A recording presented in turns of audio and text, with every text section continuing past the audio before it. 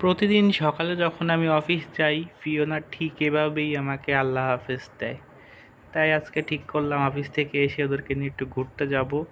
তাই বাংলা দড়ি বাইন্ধে ওদেরকে নিয়ে গেলাম ছাদে। নিয়ে গিয়ে ফিওনারে প্রথমে ছাড়ছি, দড়িটা বাইন্ধে রাখছি সেফটি পারপস, যেন পানির ট্যাঙ্কির নিচে ঢুকতে না পারে, আর ঢুকলেও সহজে বের করা যায়।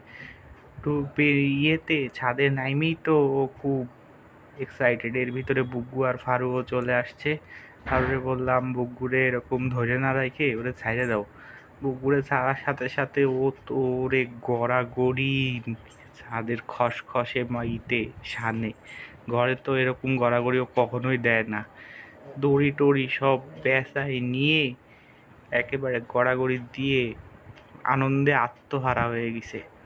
ও আসলে একদম ৬-৭ দিন থেকে আমাদের কাছে তো একদম ঘরে থেকে থেকে অভ্যাস। ও একদমই বাইরে যেতে চায় না, আর গেলেই ওইরকম করে। আর ফিওনা অ্যাজ ইউজুয়াল দেখতেছে এদিক ওদিক, কোন দিকে একটু ময়লা বেশি আছে সেই দিকে বেশি যায়।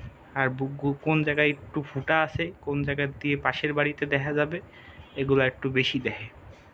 আর ফিওনা খালি খোঁজে ময়লা, কোথায় ময়লা আছে সেই জায়গায় যাই একটুখানি গা ঘষাঘষি করতে হবে, নাহলে সেই জায়গায় একটু হাসরাহাসরি করতে হবে।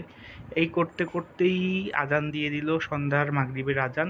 আমরা বাসার দিকে চলে আসতাম।